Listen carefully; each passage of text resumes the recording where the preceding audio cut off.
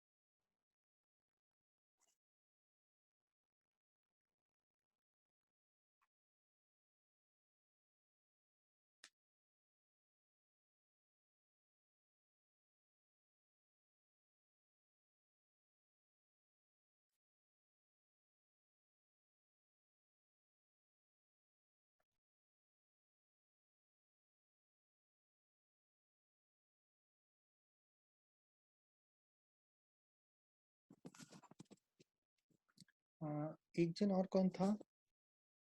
Sun. Sir Saanvi.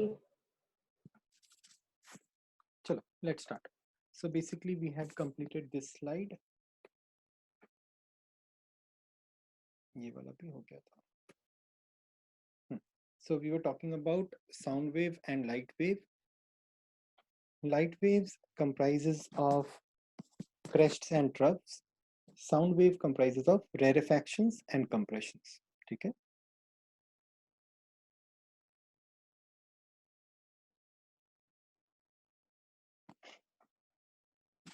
Now, a very important part of this chapter is reflection of sound.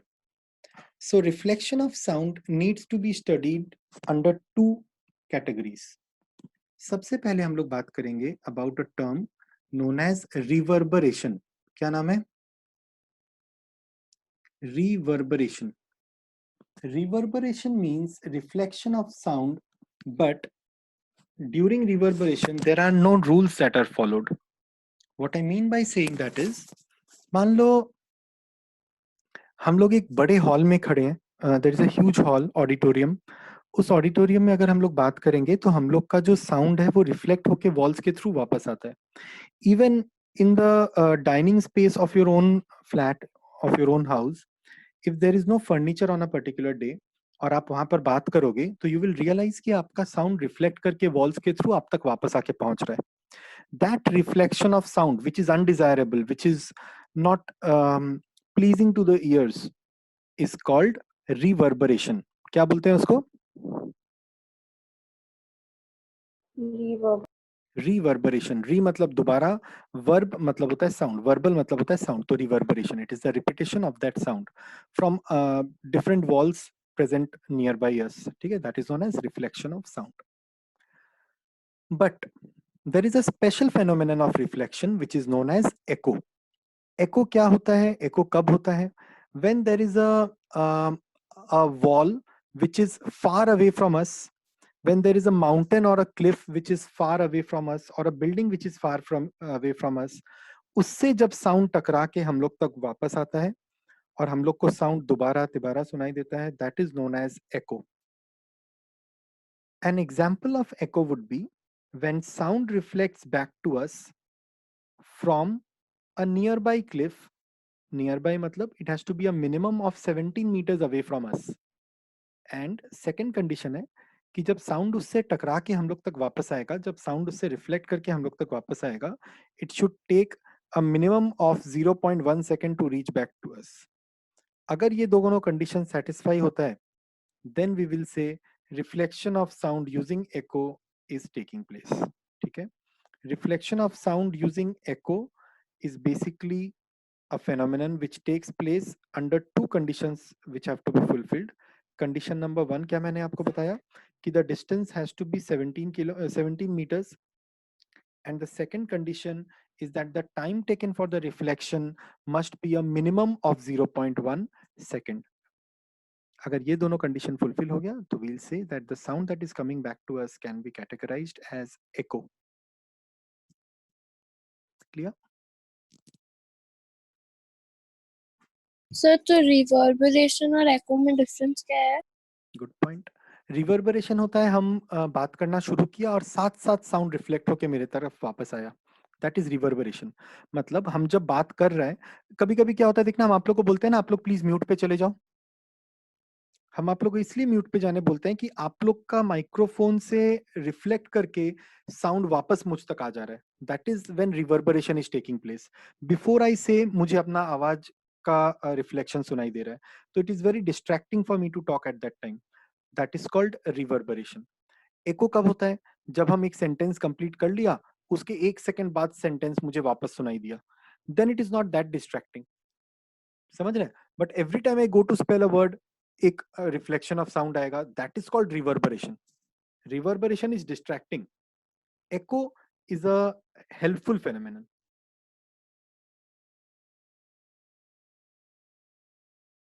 Clear हुआ? हाँ sir. Good.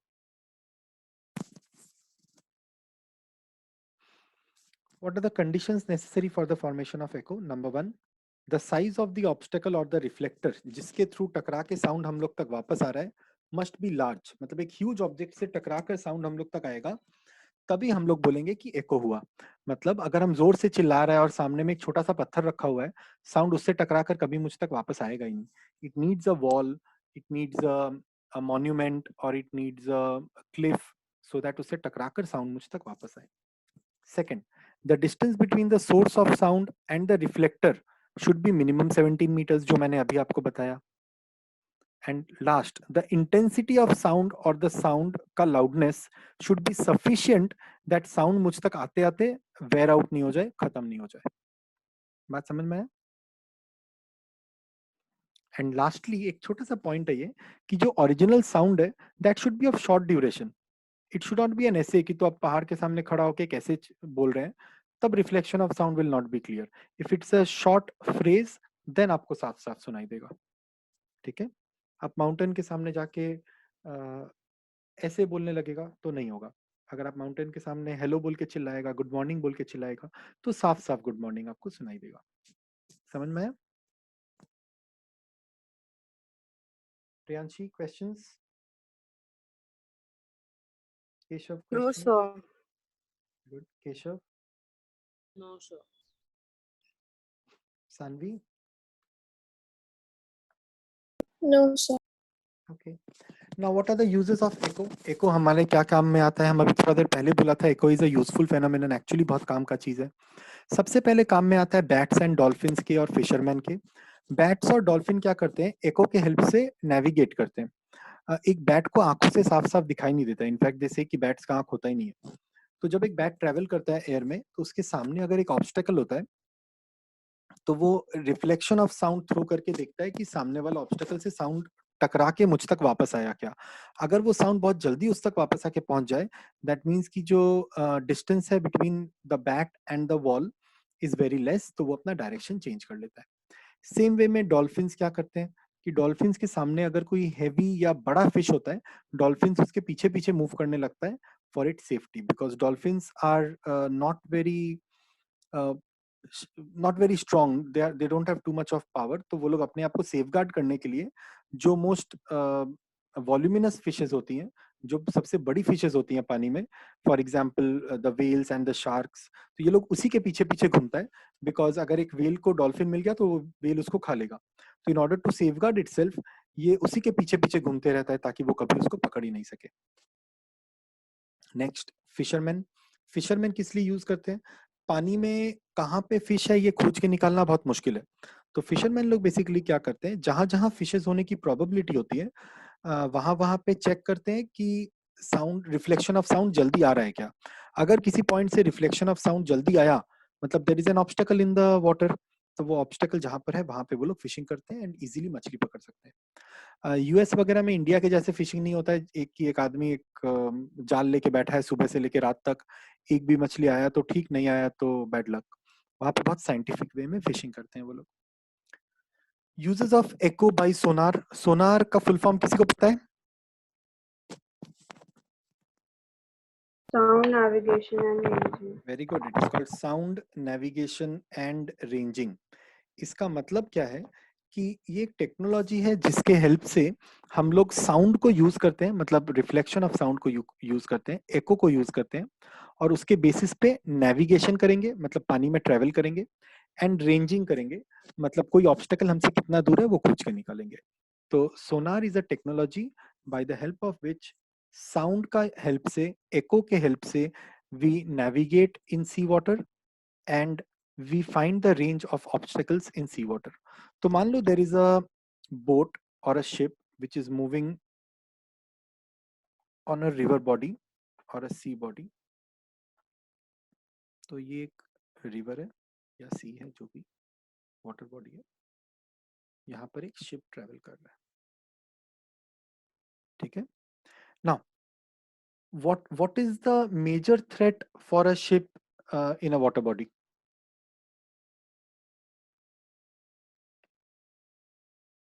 आप लोग इतना चुप क्यों है? पत्थर। पत्थर नहीं बोलते हैं उसको। एक तो आइसबर्ग, आइसबर्ग। वेरी गुड, और नीचे में सी बेड। सी बेड मतलब क्या होता है ना, सी के अंदर में इट इज पॉसिबल, आपको तो नहीं पता एक सी कितना डीप है या एक रिवर कितना डीप है, इट इज पॉसिबल कि नीचे में एक ठो क्लिफ या माउंटेन टूट के पड़ा हुआ हो या पत्थर पड़े हुए हो। तो ये शिप का अगर बॉटम वाला पोर्शन इसके संग धक्का खा जाएगा, it's called a shipwreck. क्या बोलते हैं? शिप रेक, WRECK, मतलब शिप का टूट जाना। वो कब होता है? जब एक नीचे में सी बेड के साइड में कोई एक वाटर के अंदर में एक बॉडी है जिसके संग वो जाके हिट कर जाए। तो ये शिप का प्राइमरी काम क्या होता है, यहाँ पर एक रेंजर लगाया हुआ रहता है, एक ऑब्जेक्ट जो कि नीचे में चेक करेगा कि ऑब्स्टेकल्स कितना दूर है। कैसे चेक करेगा? मान लो यहाँ से एक ऑब्जेक्ट है जो लेजर लाइट थ्रो कर रहा है, और नीचे में एक ऑब्स्टेकल है, ये फ्लोर है या सी बेड है। साउंड यहाँ पे गया, टकराया, वापस आया। अगर ये डिस्टेंस d है तो साउंड कितना डिस्टेंस ट्रेवल किया? 2d। 2d।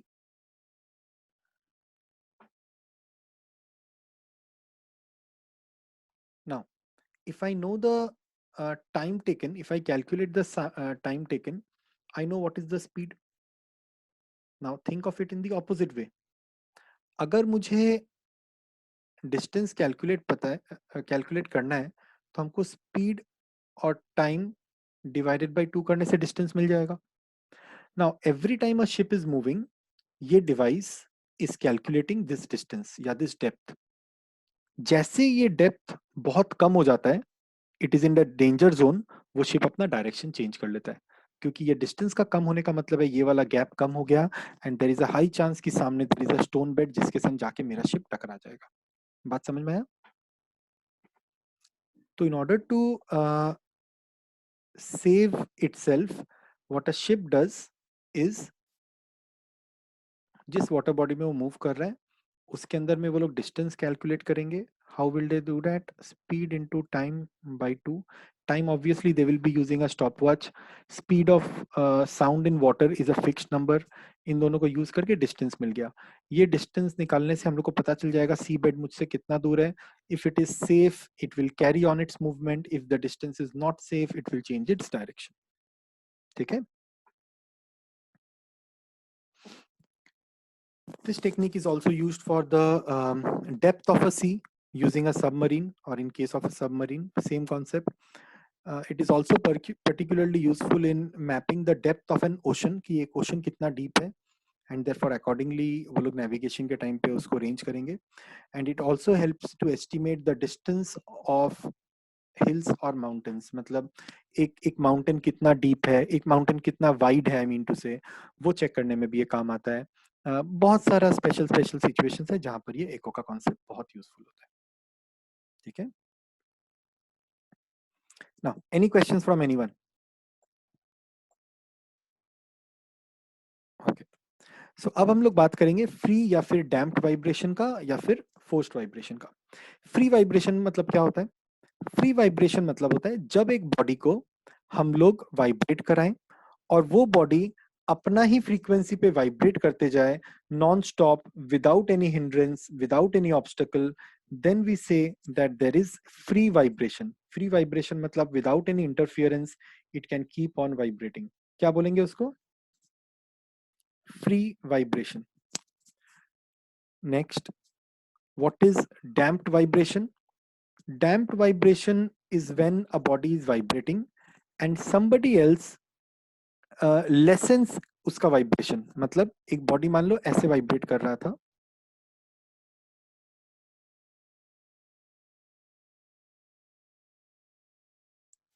आप उस वाइब्रेशन के ऊपर में हाथ रख दिया या वाइब्रेटिंग बॉडी के ऊपर में हाथ रख दिया तो उसका जो वाइब्रेशन था वो ऐसे हो गया.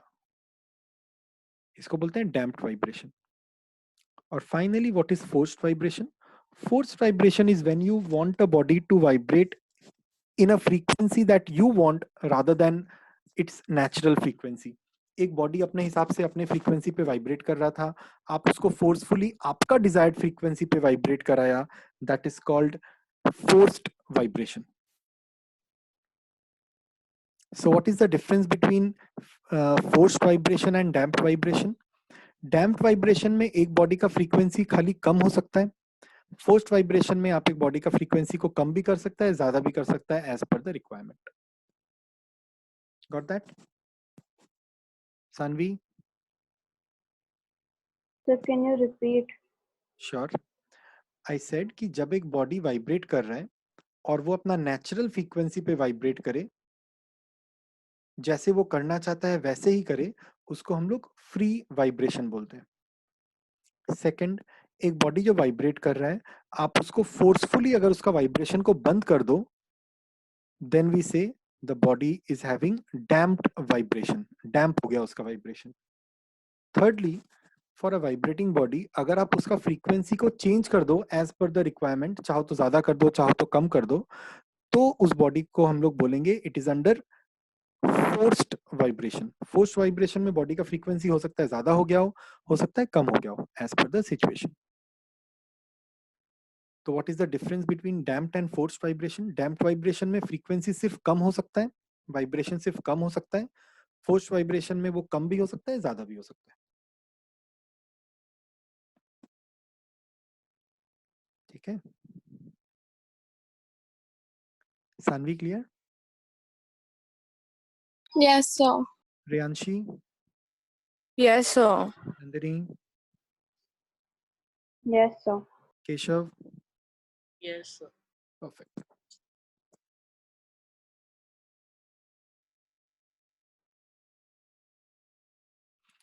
Now, a very special term known as resonance. Resonance forced vibration का एक special situation है, एक special condition है. Forced vibration का एक unique situation है. यहाँ पर क्या होता है? When the frequency of an externally applied periodic force on a body is equal to its natural frequency, the body readily begins to vibrate with an increased amplitude. This phenomenon is called resonance. The vibration of such large amplitudes are called resonant vibrations. Let me take an example to explain. कैसे समझ में नहीं आएगा. यहाँ पर एक body है A, उसका फ्रीक्वेंसी है 50 हर्ट्ज. ठीक है. यहाँ पर एक बॉडी है B, इसका भी फ्रीक्वेंसी है 50 हर्ट्ज. ये बॉडी का नाम है B. ना बॉडी A को आप वाइब्रेट कराया, तो बॉडी A कितना फ्रीक्वेंसी के संग वाइब्रेट करेगा? Hello, 50 hertz. 50 हर्ट्ज. अब बॉडी B को वाइब्रेट कराया बट बाय बॉडी A, मतलब बॉडी A वाइब्रेट कर रहा था, बॉडी A को आप बॉडी B के संग कांटेक्ट में ले आया, टच कर दिया दोनों को. तो जैसे ही आप दोनों को टच करेगा, इसका फ्रीक्वेंसी यहाँ पर ट्रांसमिट होकर चला जाएगा 50 हर्ट्ज. तो बॉडी B को एक्सटर्नल फ्रीक्वेंसी कितना मिला वाइब्रेट करने के लिए? 50 hertz. 50 हर्ट्ज. उसका खुद का फ्रीक्वेंसी कितना था? 50 hertz.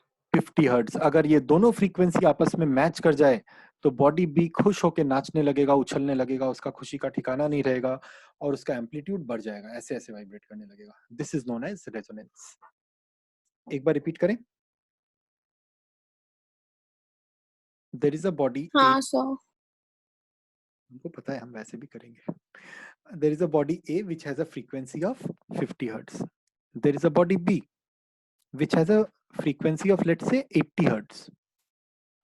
Now what happens is, जब बॉडी A से बॉडी B को कनेक्ट कर देंगे तो A का फ्रीक्वेंसी यहाँ पे ट्रांसमिट हो जाएगा, तो बॉडी B को एक्सटर्नल फ्रीक्वेंसी कितना मिला? 50 hertz. 50 50 hertz. हर्ट्ज। उसका खुद का फ्रीक्वेंसी कितना था? 80 hertz. 80 हर्ट्ज। तो it will vibrate normally at frequency of 50 hertz. जो मिला उससे वाइब्रेट करने लगेगा। क्या बात समझ में आया? हाँ हाँ, sir. अब there is another body C जिसका फ्रीक्वेंसी इज 20 हर्ट्ज। अब बॉडी A को बॉडी C के संग कनेक्ट कर दिया, बॉडी C क्या फ्रीक्वेंसी के संग वाइब्रेट करेगा? 50 हर्ट्ज। 50. जो मिला उसी पे करेगा, 50 हर्ट्ज। अब बॉडी A को बॉडी D के संग कनेक्ट कर दिया जिसका फ्रीक्वेंसी इज 50 हर्ट्ज। अब बोलो बॉडी D किस फ्रीक्वेंसी पे वाइब्रेट करेगा? 50 से बेसी. नहीं, फ्रीक्वेंसी उसका 50 होगा, दोनों फ्रीक्वेंसी मैच कर गया। इस सिचुएशन को बोलते हैं रेजोनेंस। बट जो यहाँ पर चेंज हो जाएगा, जो एविडेंट हो जाएगा यहाँ पर, दैट इज द एम्पलीट्यूड। मतलब वो बॉडी जोर जोर उछलने लगेगा ऐसे। पहले अगर बॉडी ऐसे मूव कर रहा था तो अब ऐसे उछल गया। उसका क्या चेंज हुआ? एम्पलीट्यूड चेंज हुआ। बात समझ में आया? दैट तो इज नोन एज फ्रीक्वेंसी 50 रहेगा. फ्रीक्वेंसी 50 रहेगा, एकदम करेक्ट। देखो ये जगह देखो, when a frequency of an externally applied periodic force, ये 50 हर्ट्ज है, बाहर वाला बॉडी A,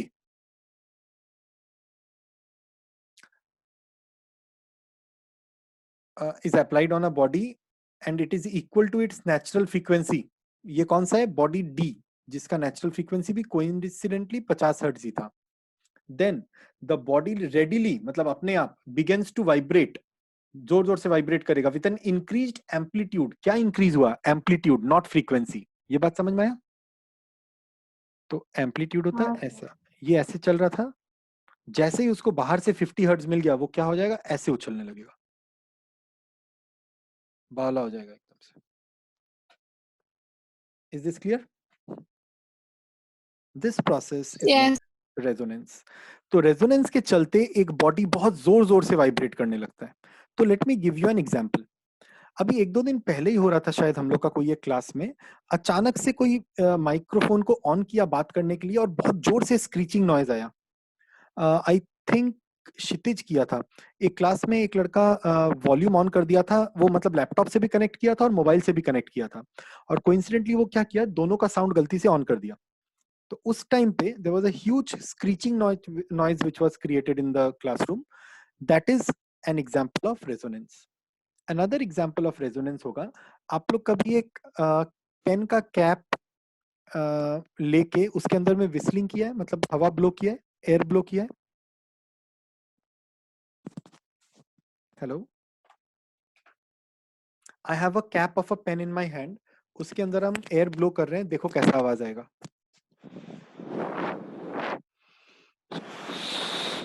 सुनाई दे रहा है? Yes, sir.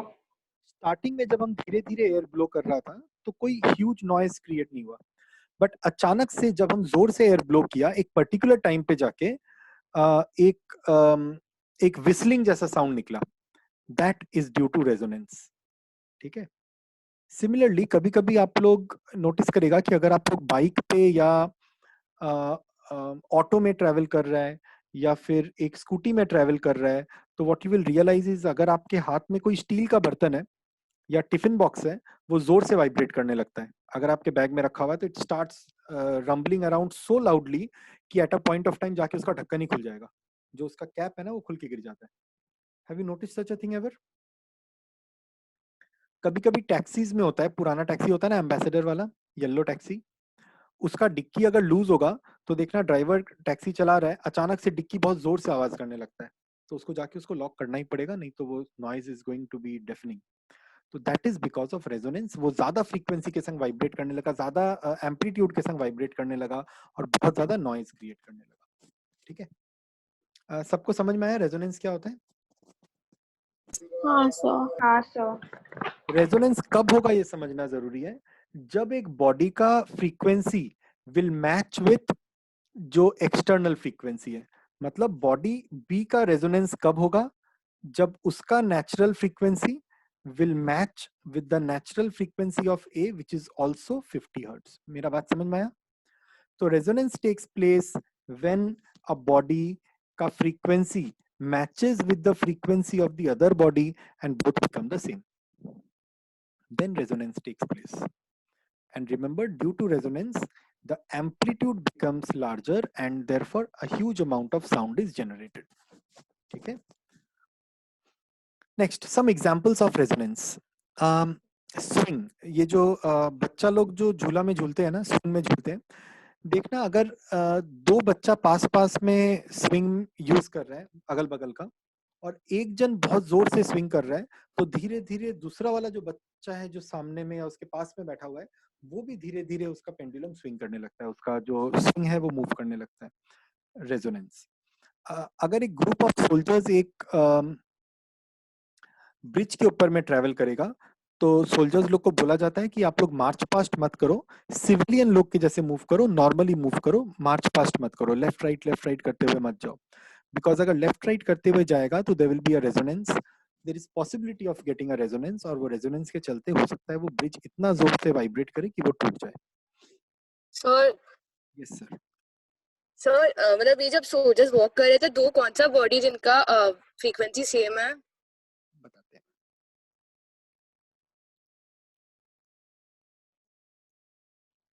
ये एक ब्रिज है मान लो, ठीक है, और यहाँ पर 100 सोल्जर्स मूव कर रहे हैं।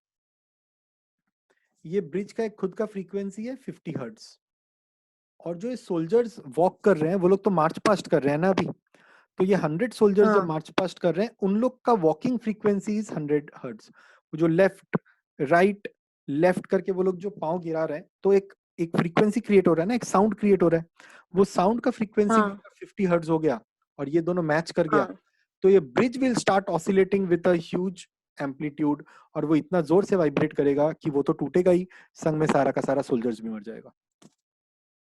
ठीक है, ऐसा इंसिडेंट ठीक है एक्चुअली सर। बहुत साल पहले पिट्सबर्ग बोल के एक जगह में हुआ था।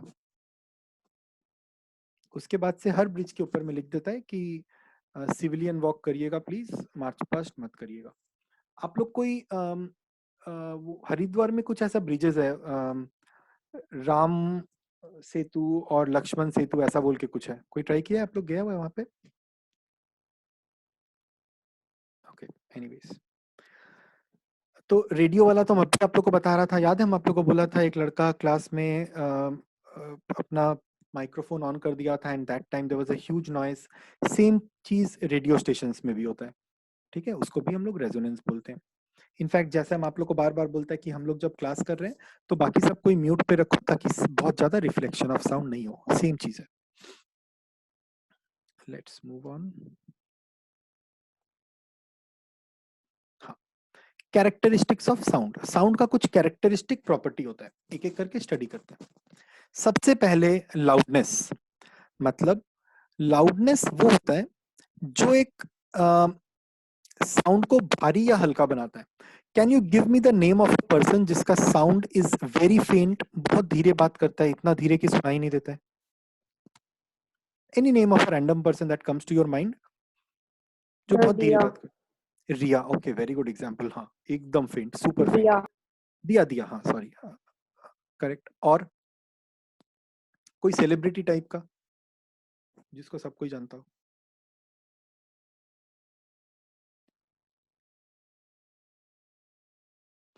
सचिन तेंदुलकर।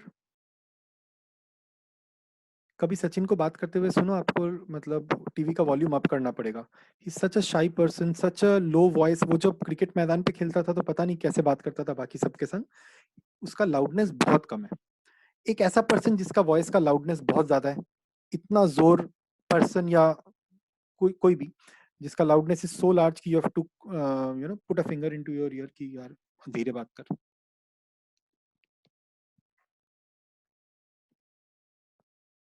लायन या tiger, lion, a tiger, an elephant, वो लोग का जो लाउडनेस ऑफ साउंड होता है, अगर आप लोग आसपास है तो you will have to run away, वो साउंड डेफनिंग होता है एकदम। थंडर का जो आवाज होता है, ट्रिमेंडस लाउडनेस होता है उसका, ठीक है। तो that is how loudness is defined. Loudness एक साउंड का कब ज्यादा होता है? जब उसका एम्पलीट्यूड ज्यादा होता है.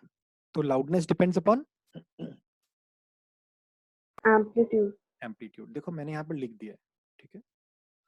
Next is intensity. The intensity of a sound is the quality of the energy passing per second through a unit area and perpendicular to the direction of propagation of sound. मतलब जिस तरफ sound travel कर रहा है उसके perpendicular direction में एक area बनाएंगे. उस एरिया का वैल्यू मान लो 1 मीटर स्क्वायर है, उसमें 1 सेकेंड में कितना रेज पास कर रहा है, कितना वेव्स पास कर रहा है, उसको हम लोग उसका इंटेंसिटी बोलेंगे. ठीक है. The next thing that you need to know over here is what is pitch. The pitch of a given musical note is determined by its frequency. दो तरह का साउंड होता है, हाई पिच और low pitch. High pitch sound होता है somebody like an opera singer. इतना चीख के वो लोग आवाज निकालता है कि सामने वाला का हार्ट फेल हो जाए. इट इज ऑल्सो ट्रू कि ओपेरा सिंगर्स जब हाई पिच पे गाना गाते हैं तो सामने रखा हुआ कांच का ऑब्जेक्ट टूट जाता है. That is high pitch. और लो पिच का एग्जाम्पल होगा जब अ गजल सिंगर इज सिंगिंग, उनका साउंड इतना लो पिच पे होता है कि आप लोग को नींद आ जाएगा. एंड ओपेरा सिंगर के केस में उल्टा है कि अगर आप लोग सोया हुआ होगा तो जग जाएगा. उसको श्रिल वॉइस बोलते हैं. श्रिल मतलब एकदम चुभने वाला. Any example of a high pitch voice?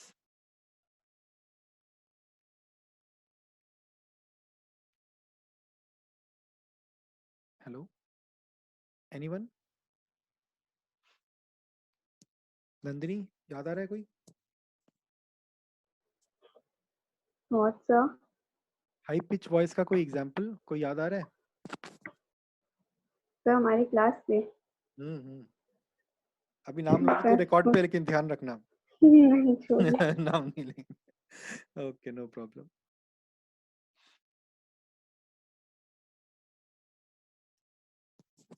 Okay, ये वाला पार्ट क्लियर हुआ. तो ये हुआ पिच ऑफ अ साउंड. इसी को थोड़ा सा और आगे बढ़ाते हैं. Loudness is the property by virtue of which a loud sound can be distinguished from अ फेंट साउंड. जैसा हम अभी आप लोग से बात कर रहे थे, loudness depends upon amplitude. Pitch क्या होता है? It is that characteristic by which a shrill या acute note can be distinguished from a grave और अ फ्लैट नोट. अभी जो हम आपको बता रहे थे ओपेरा सिंगर वर्सेस अ गजल सिंगर. थर्ड, पिच के बारे में एक और चीज बता दें कि pitch of a note depends upon its frequency. Pitch depend करता है फ्रीक्वेंसी के ऊपर. लाउडनेस क्या चीज के ऊपर डिपेंड करता है? एम्पलीट्यूड. एम्पलीट्यूड. ये ध्यान रखना है. ये सारा वैल्यूज, सारा टॉपिक पॉइंट्स ध्यान रखना पड़ेगा. नेक्स्ट, क्वालिटी क्या होता है? क्वालिटी होता है दैट कैरेक्टरिस्टिक विच डिफाइंस कि एक साउंड सुनने में कितना अच्छा होगा. फॉर एग्जाम्पल, अगर हम लोग एक ड्रम बजा रहे हैं तो ड्रम का साउंड एक नया खरीदा हुआ अच्छा क्वालिटी का, हाई क्वालिटी का ड्रम से बेटर आएगा, या फिर एक जो जो होली पे ढोल बजाते हैं वो बजाने से बेटर साउंड आएगा?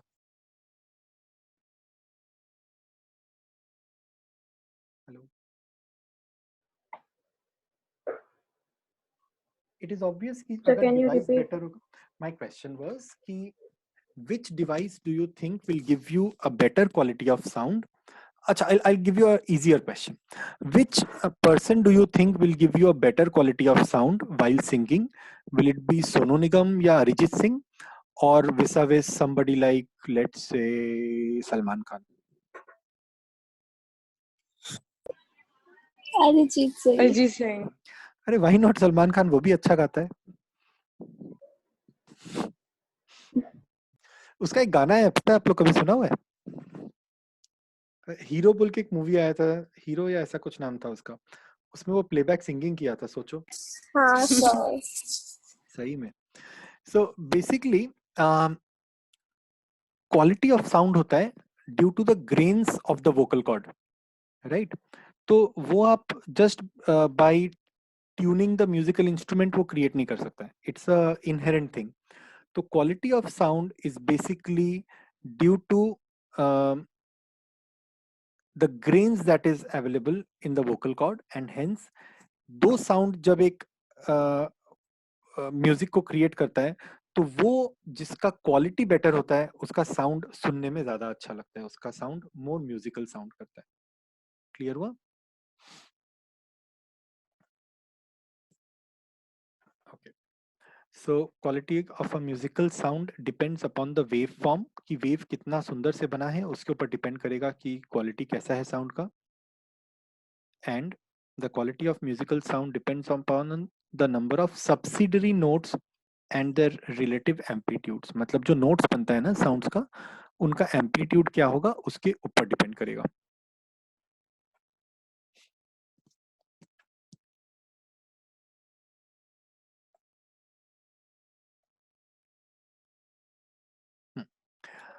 चलो ये वाला पार्ट करते हैं, loudness. The factors that affect the loudness of a sound, number 1 amplitude. एक साउंड का जितना ज्यादा एम्पलीट्यूड होगा, एक वेव का जितना ज्यादा एम्पलीट्यूड होगा उतना ज्यादा उसका लाउडनेस होगा। It varies inversely as the square root of the distance from the source, मतलब जितना ज्यादा दूर एक साउंड होगा फ्रॉम द ऑब्जेक्ट उतना कम उसका लाउडनेस होगा। In other words, the more the distance, the less the loudness. It depends upon the surface of the vibrating body. The larger the vibrating body, more the loudness of the sound generated. It depends upon the density of the medium. Solid में fastest travel करता है sound, therefore loudness भी वहाँ पर ज़्यादा होगा. And it depends upon the presence of resonating bodies. अगर एक body के आसपास कुछ और resonating bodies है, तो sound का amplitude obviously बढ़ जाएगा. Amplitude बढ़ जाने से loudness भी बढ़ जाएगा. यहाँ तक clear हुआ?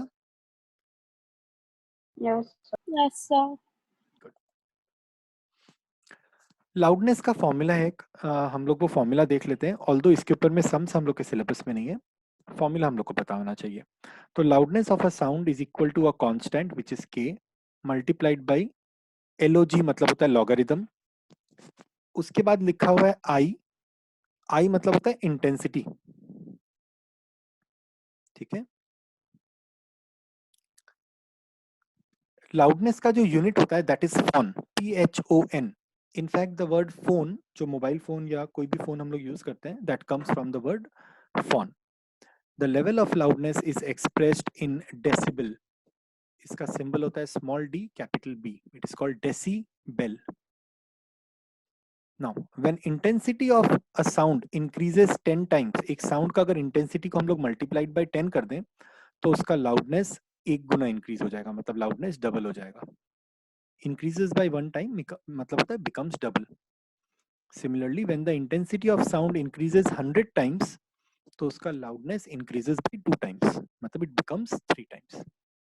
क्या ये बात समझ में आया? नहीं सो। वापस मान लो एक बॉडी का इंटेंसिटी, एक सोर्स का, एक ऑब्जेक्ट का इंटेंसिटी इज 50। अगर आप उस इंटेंसिटी को बढ़ा के 10 टाइम्स कर दो, मतलब 50 की जगह 500 कर दो, तो अगर उसका पहले लाउडनेस 20 था तो अब कितना हो जाएगा? 40। बात समझ में आया? सिमिलरली अगर एक साउंड का फ्रीक्वेंसी वाज 50 और उसको आप 100 से 100 टाइम्स मल्टीप्लाई कर दो, मतलब 50 will become 5000। In that case loudness अगर 20 था तो it will increase by 2 times, तो 20 को 40 से इंक्रीज कर देंगे तो कितना हो जाएगा? 60। हम वापस बताते हैं, इंटेंसिटी, लाउडनेस। इंटेंसिटी पहले था मान लो 50, उसको 10 से मल्टीप्लाई कर दो तो कितना हो गया? 500। लाउडनेस अगर 20 था, इसी केस में अगर लाउडनेस 20 था तो वो कितना हो जाएगा? It increases by 40. 20 again, very good, increases by 40, तो इंक्रीजेस बाय 20 तो बिकम्स 40। नाउ अगर हम इसको 100 टाइम्स इंक्रीज कर देता, 50 इंटू 100 क्या होता है? 5000 होता है। तो ये जो 20 था ये 2 बार इंक्रीज हो जाता, तो 20 का 2 टाइम्स इज 40, तो 20 प्लस 40 विल बिकम 60। क्लियर हुआ? Nice, sir. वापस से बताते हैं, देखो मान लो एक पर्सन का एज और हाइट का बात करते हैं, ठीक है। एक पर्सन का एज जब 5 इयर्स से 10 इयर्स होता है, तो उसका हाइट मान लो 2 फीट से 3 फीट होता है। जस्ट एक रैंडम एग्जाम्पल समझने के लिए बता रहे हैं। तो 2 फीट का हाइट बन जाएगा 3 फीट। यहाँ पर एज कितना चेंज हुआ? 10 साल, सॉरी 5 साल। तो हाइट चेंज हुआ 1 साल, 1 फीट। बात क्लियर हुआ? तो that is the kind of ratio that we are talking about. तो हम लोग के एग्जाम्पल में क्या हुआ? देर इज अ साउंड जिसका हम लोग इंटेंसिटी का बात कर रहे हैं, and then there is loudness. तो कुछ एग्जाम्पल से बात करते हैं। एक साउंड का इंटेंसिटी था 50, उसको आप 10 टाइम्स इंक्रीज कर दो तो कितना बनेगा बताओ? 500. 500। Very good. देयरफॉर उसका अगर लाउडनेस पहले 20 था तो इट इंक्रीजेस 1 टाइम्स, मतलब इंक्रीजेस बाय 20। तो अब फाइनल कितना हो जाएगा? 40. Very good. अब इधर आ जाओ। अगर यहाँ पे इसको 100 से इंक्रीज कर देते हैं, 100 टाइम्स इंक्रीज कर देते हैं, तो 50 इंटू 100 कितना होता है? 5000। तो ये 2 टाइम्स इंक्रीज हो जाएगा।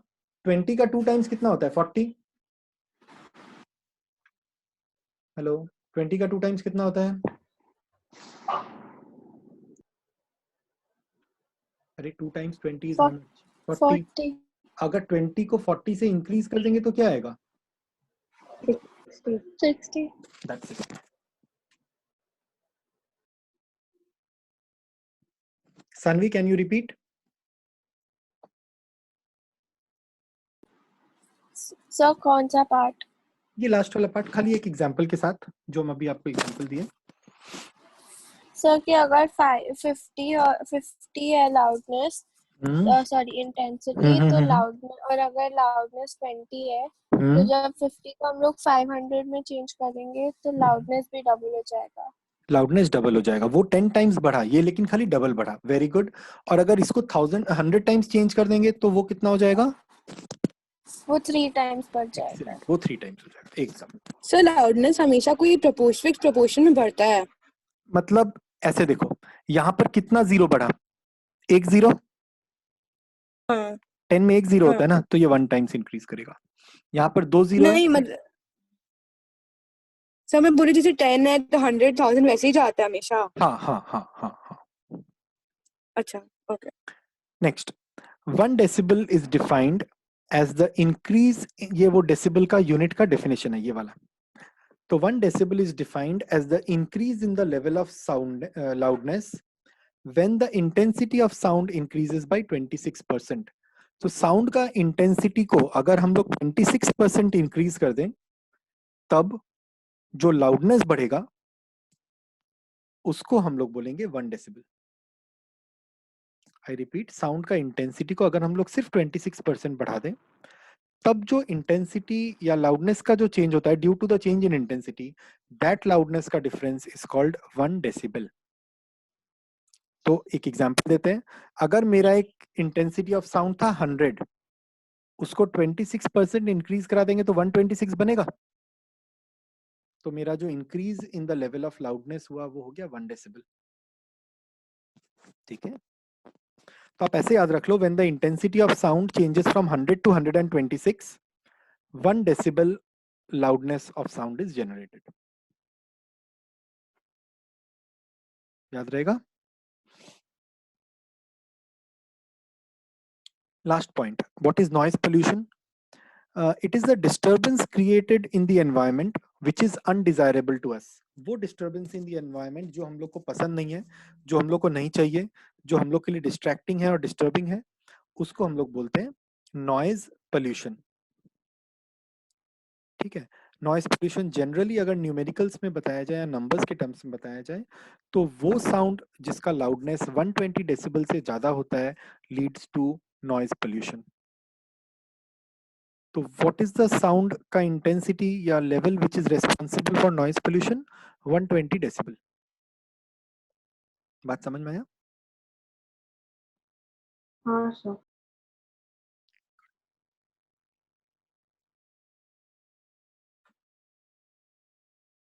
म्यूजिक और नॉइज के बीच में डिफरेंस।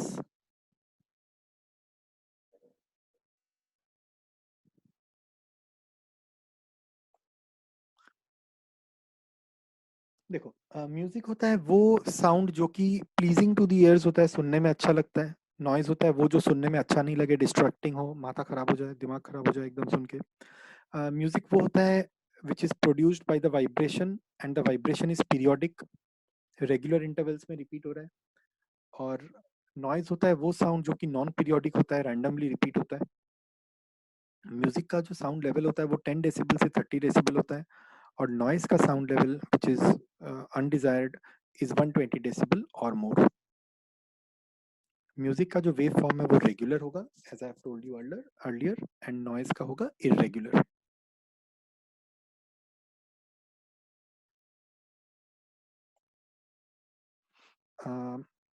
देखो दैट इज द चैप्टर। इस चैप्टर